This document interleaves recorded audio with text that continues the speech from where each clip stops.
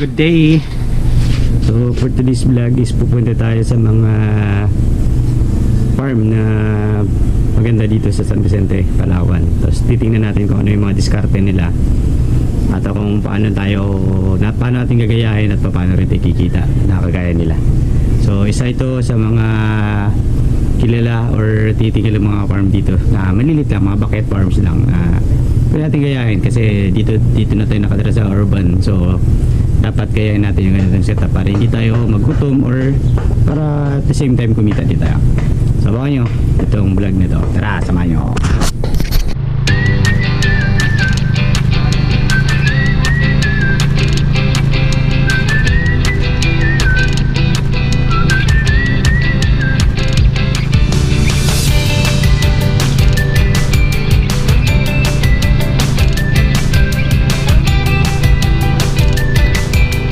First stop natin, ito yung farm nila Ate Gina Pacto or tinatawag nilang Kuya Jay's Farm. Yun, isa siyang hydroponics farm. So ano nga ba hydroponics? Ito yung hindi masyadong gumagamit ng lupa, instead gumagamit sila ng tubig. Yun, ito yung setup nila. Ano sila mga lettuce, hindi ko alam kung anong klaseng mga lettuce yan. Mamaya pupunta dito si Gab at Ate Gina para explain sa atin kung ano itong mga parin nila dito. Pero ang ganda na setup nila, isang maliit lang guys, parang siguro mga 5 square meter lang siguro to. Tapos meron sila mga tubo na nagdadala ng tubig para sa mga ano na ito, sa mga kulay puti na parang tubo. Plastic siya, plastic na tubo, splat siya. Ay, opo. Tapos ito yun. Alas 9 yung alis natin. Sabi ko magbablog pa ako eh. So, yun lang. Pabalik-balik lang yung tubig. Galing dyan si Sipsipin. Dadaloy sa mga halaman. At babalik din dyan. Yun, ang ganda. No? So kung nadidiri kang humawak ng lupa, ito yung farm na para sa iyo. Ito. Ang ginagamit nila is parang ano, kukupit nga po. Tingnan nyo naman po. Wow, amazing, ganda oh. Parang ready to harvest na to. Oh, parang lalaki pa siya. Ang ganda, amazing. Ito, walang kung ano to. Ganda oh yan. Wow.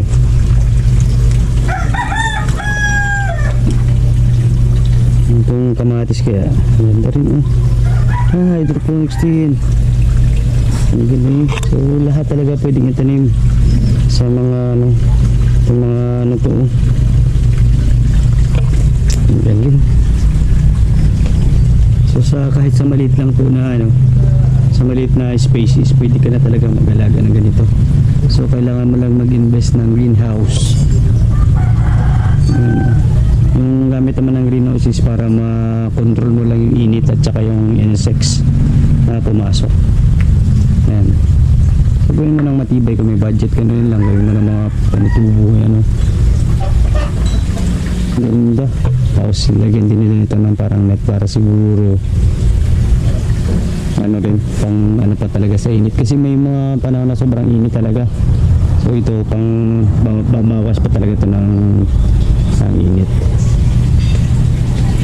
Ang galing. Ay, manok din sila.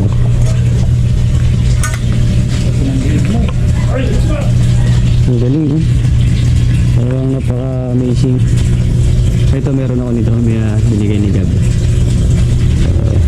Si Gab po ay kasama natin sa ating beekeeping. Kapalitan na kami ng mga ideas, pero napakaganda, napakasulit. So, hindi ka na mauubusan ng ano, ng panggulay dito. Ang galing oh, parang ano lang, maliit lang yung tubig na nagagastos talaga nila. Kasi konti lang yung ano, yung dumadaloy na tubig, konti lang. ganito rin ang ginagawa at PVC, yung mga number 2, 3. Pero ito pala yung ideal, oh. Mas maganda.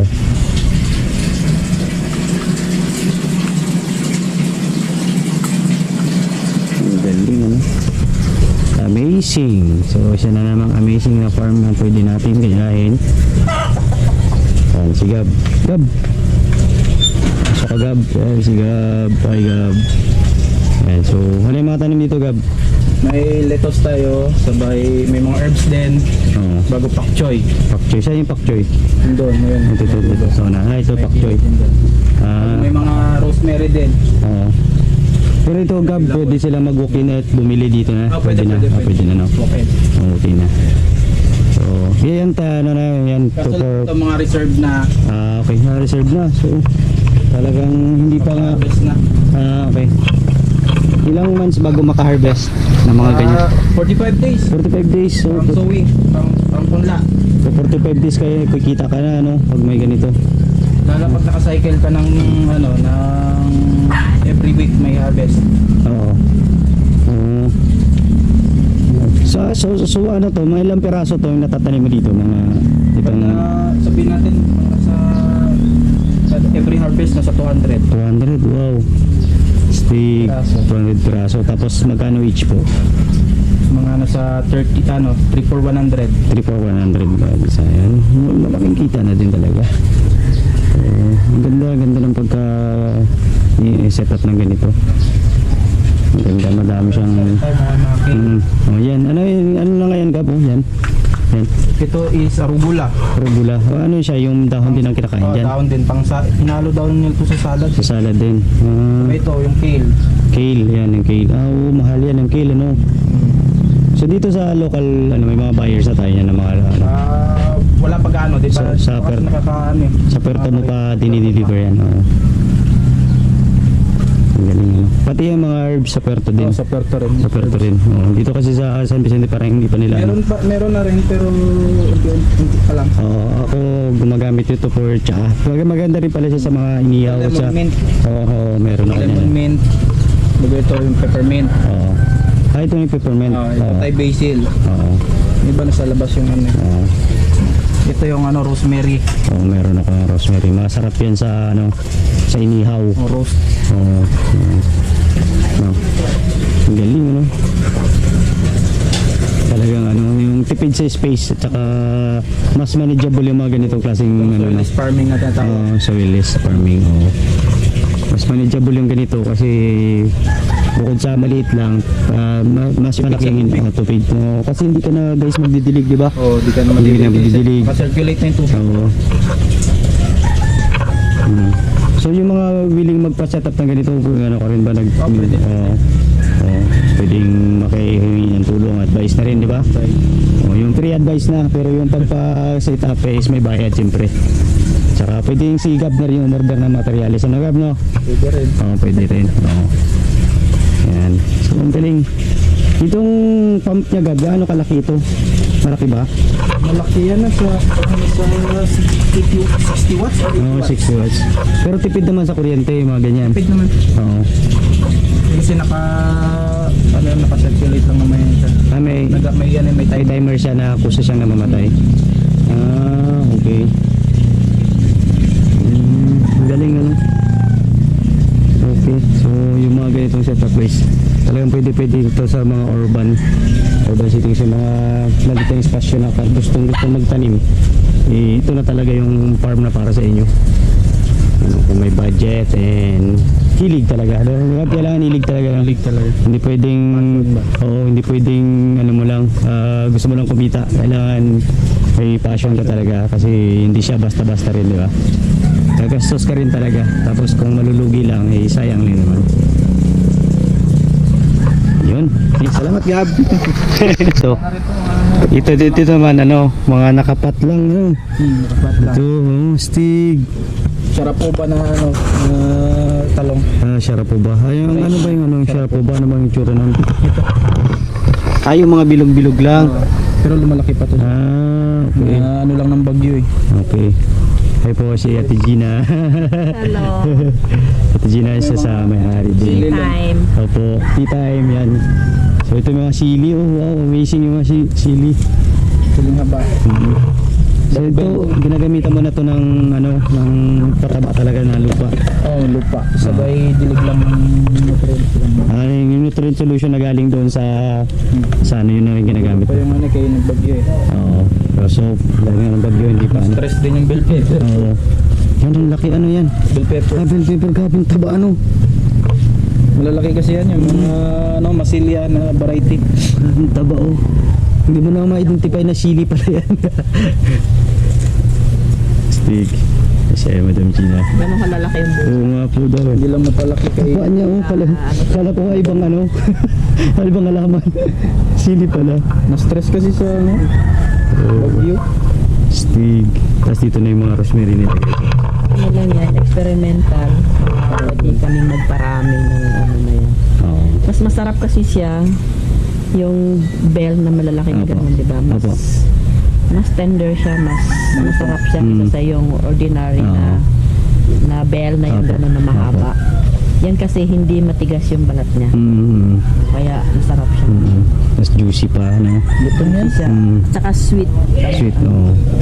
Anong kulay siya pag nahihinog? Pula pa rin? Ah, pula. Oh. Kasi Pula may din. mga yellow yan, di ba? Yan, kasama niya. Ah, ang magka... variety. Ah, Sabi na iba. ang kinuha ko lang kasi yung masila yung pula. Oo.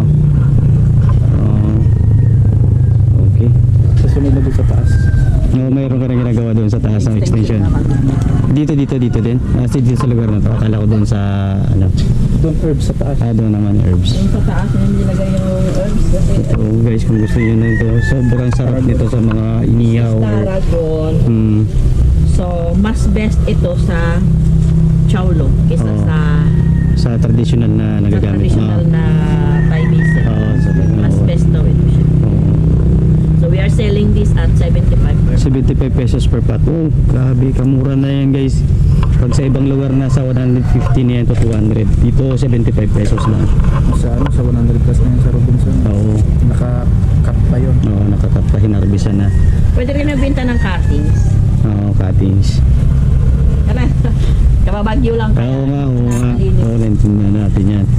So dito talaga, may space pa dito. Greek Ito basil. naman ay Greek basil. Ayan, Greek basil. Ano naman po? Good for pesto din ito. Pesto paste. Oo. Family na kung sanay kayo sa sweet basil, mas masarap ito. Mas ano, okay. Ayan. Yan po, magkano po yan? Ayan. Mas aromatic siya. Yan, sale for magkano po? 75. 75 din. Grabe kamura talaga dito guys. Dito na kayo pumunta kung kailangan nyo talaga ng mga herbs. Nakapat na. Nakapat na 70. Yung pating ng ano pa lang yan, mahal na. Boy ka na. Tapos sasarap pa. Grabe. Wala na lang marunong mag-ano dito ng ano yung holy basil. Yung Yung- kapal na yun. Apo. Ito, holy basil ito siya. Oo. Sa ibang ano sa Thailand mas ano ang ano ng holy basil. Ano daw ito traditional Indian herb Apo. itong holy May basil. medicinal talaga siya. Medicinal talaga siya. Tsaka ginagamit din sa culinary. Oo. Okay. Hindi nga lang siya aromatic pero Opo. maraming culinary ano na gumagamit niyang holy basil. Okay. Ito kasi pas gusto ko to pag nag-iihaw talaga kahit na Ano, ginagawang tsaa ito. opo sa tsaa. Ginagawang ito. Opo. Napakabango niya. Oo. Napakasarap. Tapos parang sweet yung kanyang lasa. Yung customer ko sa Puerto, ginagawa siyang ano, tea. Tea, opo. Ako rin nga tea din yung mga guest namin doon sa Lodging House tea rin. Kaya yung kwento ko sa'yo noon na nakalbo na at bibili sana ako ulit sa'yo. So, yun. Aragon. Oo, yun. Kasi ba't nga nila inaano? Sa pots, kasi nga na ano na siya. Well, grown up na yung iba, so kailangan ko na naman silang i-trim. Tapos si... Magpanibagong ano, panibagong sibol sila, ano? sili naman for personal consumption lang. Oo. Para hindi Yung na sili bibili. abang, opo, kasi medyo mahal na rin ang sili abang ngayon sa market talaga. Saka anytime na gusto mo, Opo, walang pesticides. Opo, yun nga din talaga yung advantage ng ano, sarili mo yung tanim. At least kilala mo. Oo, siya organic siya. Ay, ano niya yan, nilagay niya sa ilalim yung sinapchap na puno ng saging. Oo. Tapos ano yung kulapo. Opo, ang dami ng kulapo. Oh, yan ay nilagay niya sa ano sa ilalim. Yan. Tapos sinaluan na lang ng Oo. yung mga waste namin na ano, yung mga waste namin diyan sa Kitchen, kasi hindi ano lang yan, mga twice na gamit lang, tatlo, hindi mo na siya pwedeng ano. So, yan ang ginagamit namin dito. sa pandilig. Mga vegetables. Okay. So talagang wala talagang dapat itapon pagka nagpa-farm ka, ano. Lahat ng nabubulok pwedeng ibalik lang sa lupa. Yung mga damo na dinadamo niya dito, yan nilalagay niyang sapin sa ilalim. Pang mulching. Mulching niya. Ilalim talaga. Wala na pang malls talaga ng kulapo. Kulapo. Kaya nga nag-aakot na rin po ako ng kulapo doon. Sabi ko nga sa kanya, manguha na ulit ng kulapot para gumawa na siya ulit ng ano, ng fertilizer. yung foliar. Oo, foliar. Opo. Foliar. Oo, marunong ka pala, Gab. Marunong. Sige, papaturo kami. Free na free. Kasi ano siya, hindi ka nabibili ng, bumibili pa kami dati ng seaweeds extract Opo. na ano. So ngayon marunong na siyang gumawa. Oo. So hindi na kami bibili. Yun na ginagamit namin. Tsaka, Kasi yung thesis niya. oo. Tsaka makakatulong ka pa sa paglinis ng yung dagat, yung playa. Kasi kukunin mo. Kasi yung nabubulok lang doon, Kaya nga lang, buhabaho. hindi siya pwede yung ano, hindi siya pwedeng yung inanod na kailangan press ka doon sa ano kasi yung iba makontaminated na yan. Opo. Kailangan yung ano talaga. Kukuha ka talaga doon sa ano. Opo. Bagong ano. Ang bagong ano pa lang Bagong pwede. ano pwede, pero yung mga ilang ano na hindi. Okay. So inahaluan niya ng malunggay. Yung malunggay, kasi super food talaga yung malunggay. Marami siyang Yan ang benefits. ginagamit niyang foliar ngayon. Oo. Yung saka yung mga ganun, wala siyang overdose, no? Kahit na araw-arawin mo siyang spray. Tsaka hindi siya masangsang yung amoy, hindi katulad ng mga typical na Pagpular sa mga ano, everyday talaga. Kasi yung synthetic, isang beses lang. Tapos sobrang sakit sa ilong. Direct consumption kasi lalo na yung lettuce, direct consumption. Oo, hindi mo na siya maluluto. May pesticides. Opo. Foliar kasi okay lang kasi ano yan, organic. Oo. Hindi siya pwedeng direct consumption. Hindi na siya dumadaan sa heat, ano. Oo, hindi siya dumadaan sa... Kaya safe talaga pagka dito kayo umorder kaila Ma'am Gina tsaka kay Lagab. Talaga. Peppermint, marami kaming peppermint. Peppermint ngayon, talagang Baka gusto nyo mag-mojito. So, marami. ano yung mojito? Alak yung mojito. Alak. So saan siya? daw mojito yun. Yung alin po? Yung peppermint. Kahit na yung ano, maganda daw yun. yung Hinahalo siya. Lemon mint.